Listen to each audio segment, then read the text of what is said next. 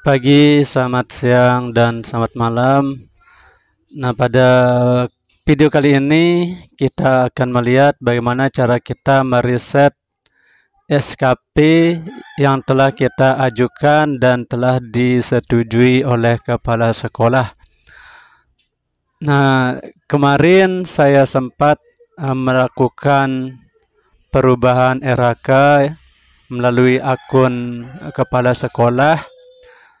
Nah, setelah kepala sekolah melakukan penyesuaian terhadap RHK yang telah saya pilih dan kemudian disetujui, selanjutnya saya mengecek RHK tersebut di akun saya, tetapi ternyata tidak mengalami perubahan. Jadi yang muncul adalah RHK yang telah saya pilih sebelumnya. Selanjutnya kita akan melihat bagaimana cara kita mereset RHK ini supaya kita bisa mengisi kembali RHK ini sesuai dengan keinginan kita. Selanjutnya kita akan masuk ke Google, halaman pencarian Google, kemudian kita tinggal klik cara reset SKP di PMM atau cara reset SKP di platform Merdeka Mengajar. Kemudian setelah itu kita klik cari. Nah, seperti itu. Kemudian kita akan memilih yang ini, Bapak Ibu, tentang riset perencanaan kinerja guru dan kepala sekolah. Baik, selanjutnya kita akan masuk ke Pusat Informasi Guru kemdikbud.go.id untuk melihat bagaimana cara mereset perencanaan kinerja guru dan kepala sekolah. Nah, kita baca artikelnya seperti ini. Oke. Data yang digunakan untuk melakukan riset perencanaan.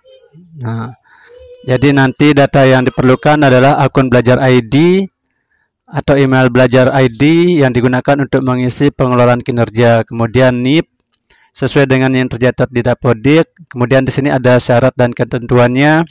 Yang pertama, formulir digunakan untuk riset perencanaan yang sudah disetujui. Riset akan mengakibatkan perencanaan yang sudah Anda isi sebelumnya terhapus. Setelah proses riset selesai, Anda diharuskan mengisi perencanaan kembali dari awal. Nah, jadi setelah melakukan riset, semua RHK yang telah kita pilih akan kosong kembali, sehingga kita perlu mengisi ulang. Selanjutnya, Anda hanya diberikan satu kesempatan untuk mengajukan riset tepat dan benar dalam satu kali pengisian. Dalam mengisi formulir, pastikan data yang dimasukkan tepat dan benar pada kali pertama. Kesalahan input dapat menghambat proses riset.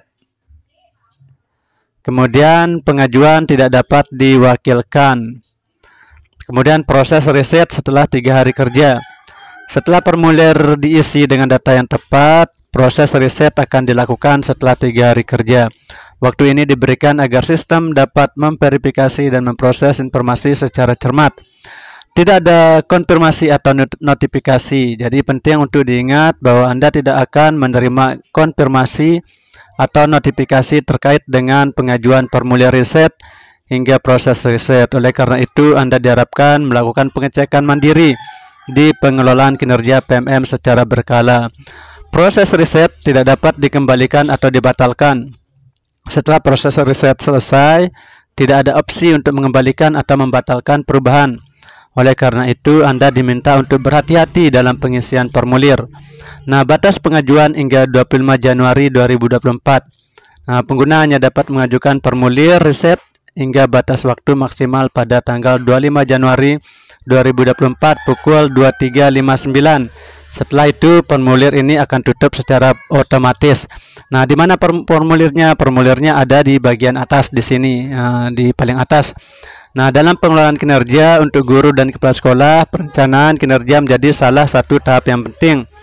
Nah, sebagai langkah untuk memudahkan guru dan kepala sekolah dalam menyusun perencanaan kinerjanya, saat ini perencanaan kinerja dapat direset melalui formulir riset yang tersedia di sini. Nah, kita klik yang di sini. Nah, jadi untuk masuk ke sini Bapak Ibu ya kita masuk ke Pusat Informasi Guru kemdikbud.go.id seperti itu yang ada di atas ini. Nah, seperti ini kita klik tulisan yang biru ini untuk meriset.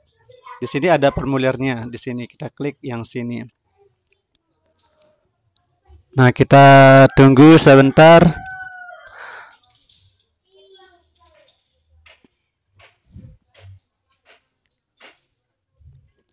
Oke, selanjutnya formulir untuk merisetnya akan muncul.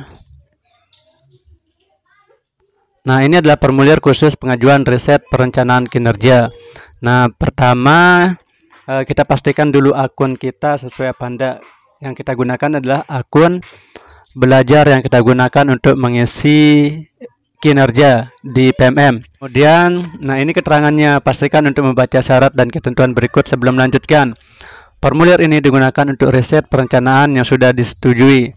Riset akan mengakibatkan perencanaan yang sudah Anda isi sebelumnya terhapus.